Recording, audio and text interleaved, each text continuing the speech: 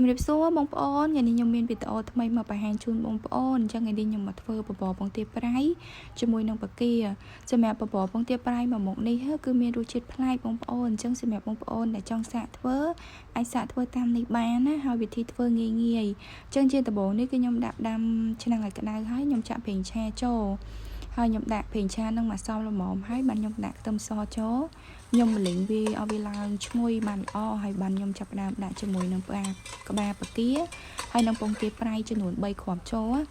ហើយខ្ញុំដាក់ម្លេងវាធ្វើម៉េចឲ្យវាឡើងឈ្ងុយបានល្អអញ្ចឹងណាបងប្អូនចាសម្រាប់ក្បាលបាគានេះគឺយើងអាច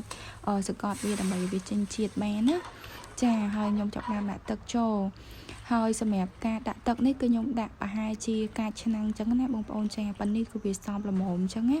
វាអត់ខាប់ពេកហើយវាក៏អត់រាវពេកដែរនៅពេលដាក់យើងដាក់អង្ករចូលហើយនឹងគ្រឿងក្រៅផ្សេងណា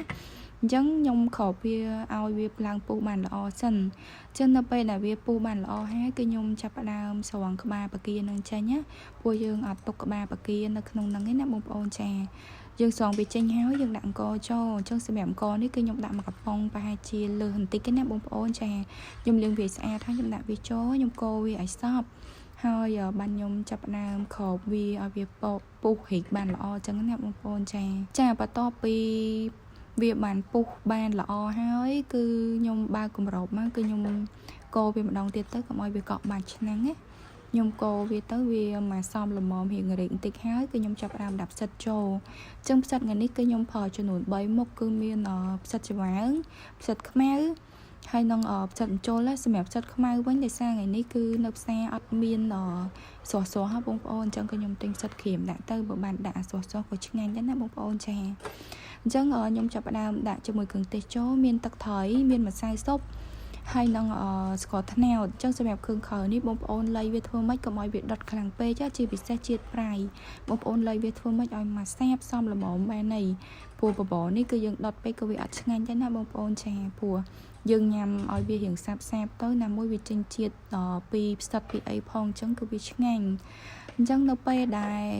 ពុះហើយគឺខ្ញុំមើលទៅគឺម្កខ្ញុំរីកវាមកសមរម្យដែរចឹងណាបងប្អូនចាយើងបាច់ចាំទុកឲ្យវារីកពេកទេកាលណារីកពេកគឺវាអត់សូវឆ្ងាញ់ហ៎ចឹងមកពងប្រគួយទៅបានហើយអញ្ចឹងនៅពេលដែលវាសមរម្យរីកមកខ្ញុំចង់បានហើយគឺខ្ញុំដួស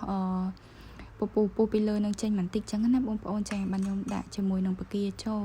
អញ្ចឹងដាក់បាគាចូលហើយយើងកូរវាមកស្ទុះទៅហើយបន្ថែមជាមួយនឹងខ្ញីចូលទៅអញ្ចឹងសម្រាប់ខ្ញីនេះគឺបងប្អូនដាក់តាមចំណង់ចំណូលចិត្តបងប្អូនបានបងប្អូនចូលចិត្តច្រើនដាក់ច្រើនទៅបើចូលចិត្តល្មមអីបងប្អូនដាក់ល្មមទៅបានហើយដើម្បីយកក្លិនឈ្ងុយនៅក្នុងបបររបស់យើងអញ្ចឹងណាហើយមួយទៀតបងប្អូនកុំភ្លេចបន្ថែមម្រេចបន្តិចផងដោយសារខ្ញុំថតអត់ជាប់អញ្ចឹងណាបងប្អូនចាដាក់ម្រេចថែមតិចទៀតទៅដើម្បីឲ្យវាកាត់ក្លិនឆ្អាបឲ្យឈ្ងុយអញ្ចឹងនៅពេលដែលអង្គវារីកល្មមហើយគឺខ្ញុំចាប់ផ្ដើមដាក់ជាមួយនឹងពងទាប្រៃ2គ្រាប់ចុងក្រោយ2គ្រាប់នេះគឺខ្ញុំកាត់វាបែបនេះចឹងណាបងប្អូនចាដើម្បីនៅពេលដែលយើងញ៉ាំទៅយើងបានពងទាប្រៃដុំចឹងណាបងប្អូនចាដោយសារ3គ្រាប់មុននោះគឺយើងបានលេងវាចូលតាមពីដើមមកចឹងណា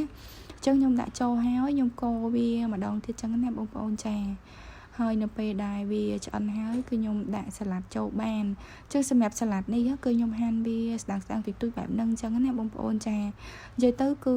យើងដាក់សាឡាត់ទៅគឺឆ្ងាញ់ខ្លាំងមែនតើណាបងប្អូនចាណាមួយវាជាតិមកពីផ្សិតផងពីបន្លែផងហើយនឹងមកពីបាគាផងអញ្ចឹងណាបងប្អូនចាអញ្ចឹងសម្រាប់រសជាតិវិញគឺឆ្ងាញ់ប្លែកពីបបរគ្រឿងមួយបែបអញ្ចឹងណាបងប្អូនចាអញ្ចឹងសម្រាប់បងប្អូនចង់សាកបបរពងទាប្រៃអីអាចសាកបានណាចាហើយចឹងជាចុងក្រោយនេះគឺខ្ញុំដាក់ស្លឹកខ្ទឹមចូលទៅគឺមានជីរណាហើយនឹងស្លឹកខ្ទឹម